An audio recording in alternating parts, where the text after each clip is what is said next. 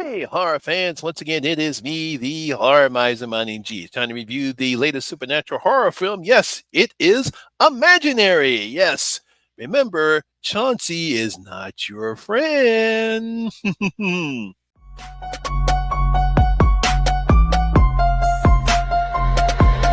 ready for this?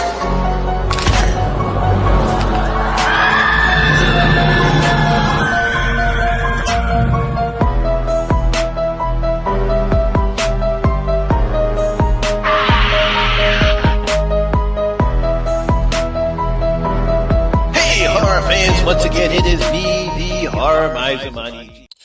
Now, Imaginary is a 2024 American supernatural horror film. It was directed by Jeff Wadlow. It was written by Jeff Wadlow, Greg Erg, and Jason Orlin. Now, the film stars DeWanda Wise, Piper Braun, Tom Payne, Betty Buckley, and Tegan Barnes.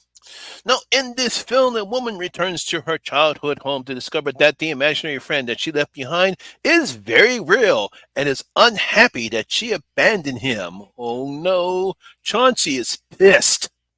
Now, horror fans, one clever way that a filmmaker would use as a premise in a horror film is to involve the presence of an imaginary friend as the antagonist. I mean, just imagine taking an innocent and harmless part of a person's childhood and making that part evil and deadly. I mean, I'm pretty sure we all grew up when we were little, we all had imaginary friends, I myself included. Just imagine if that particular imaginary friend all of a sudden tried to influence us to do really dark and disturbing things. I mean, that's terrible. Now, we've seen plenty of horror films that use that aspect as a premise of their films, such as 2002's May, 2005's Hide and Seek, and 2019 Z. In each of those films, the imaginary friend would influence the person to act in ways that would cause serious harm to the people around them, even sometimes leading up to murder. But they always say, Charlie did it, Z did it, or May did it. So, American filmmaker Jeff Wadlow, director of the 2020 supernatural horror film Fantasy Island, brings us his latest project, the supernatural horror film called Imaginary. Nice title. Now, in this film, we're introduced to Jessica. She's a young and successful children's book artist who decides to move back into her childhood house. Aww. So now she brings along her husband Max, his two daughters Taylor and Alice, hoping that she can bond with the girls and also stop the nightmares she's been having recently. Seems like she can't stop having nightmares, so her and Max decide that they should go on ahead and move into her childhood house. Perhaps that'll put her mind at ease.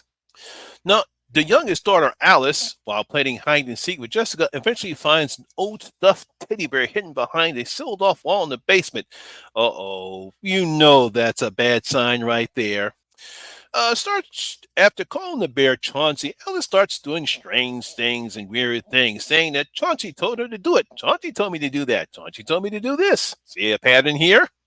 Now, these actions will start to lead Jessica down the dark path and realize that there's more to Chauncey that she or anyone else can realize. Ooh. Now, I do really like the premise Jeff and his team have created here. You have a nice young interracial couple here trying to do the right things for Max's daughters and hoping Jessica's nightmares can end. As we learn later on, Max's daughters, I think their mother was in she had some mental breakdown and they miss her and they thought that, Max meets Jessica and then moving into this house. I guess they thought it would give a nice chance for her to bond. I mean, I even like the scenes where Alice finds and bonds with Chauncey because eventually bad things are going to happen because we've seen this before in other films with the imaginary friends premise. Now, while the premise and the setup are good, unfortunately, the execution that brings this film really down. Yes, while bad things do happen, they only really happen once, and we don't get enough to the point where Chauncey's influence over Alice starts to create any type of danger for Taylor or Jessica or for anybody else. It's like for some reason, I don't know what Jeff was trying to do here, but we only get that one bad thing in the film, and it's really not a bad thing, but most of the time you want to have some type of bad things that continue on that we know that there's something wrong. But we don't get that here in this film. We see that in Z, we see that in May, and we actually see that, and we saw that in Truth and Hide and Seek, but we don't get that here.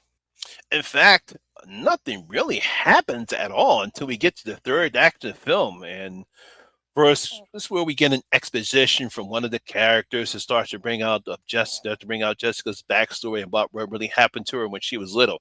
That kind of plays into what's happening to Alice and her and Chauncey's influence over Alice kind of plays into Jessica's backstory. I guess they thought it was going to be really important.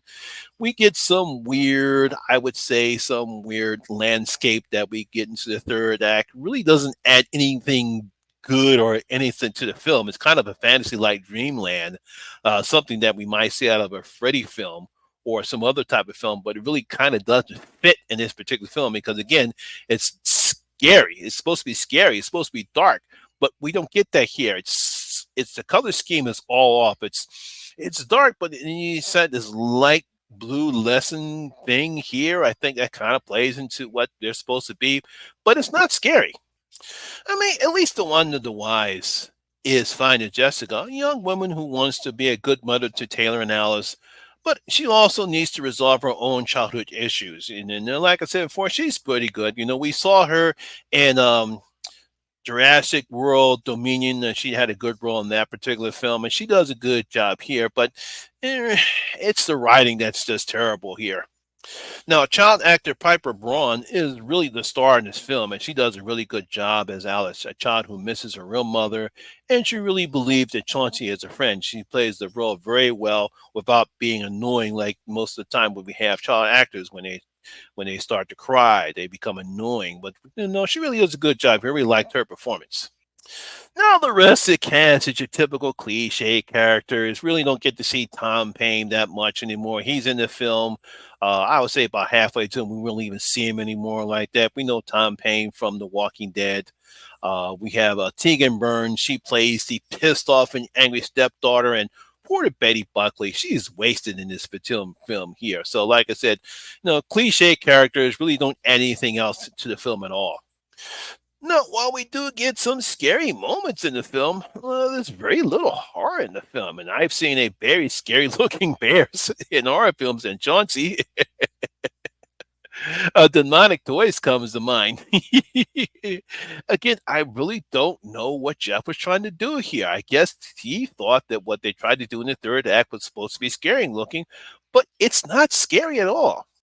Well, that should come to no surprise from anyone. This is from the same director that gave us 2018's Truth or Dare and 2020's Fantasy Island, as both of those films like anything scary as well too. I mean, it's just very flat and dull and uninteresting. Now, while we had a couple of good horror films, but when it comes to horror films in the theater, this is a good start for 2024. We already had the lackluster Night Swim, and now we have another lackluster with Imaginary. Now, again, while the premise is okay, like I said before, the using of imaginary friends is an interesting premise, and done right, you can have a decent horror film. But with this one, the execution was weak. There's little to no horror. We have cliche characters, and then we have a flat and dull ending. Oh boy, what are we going to do?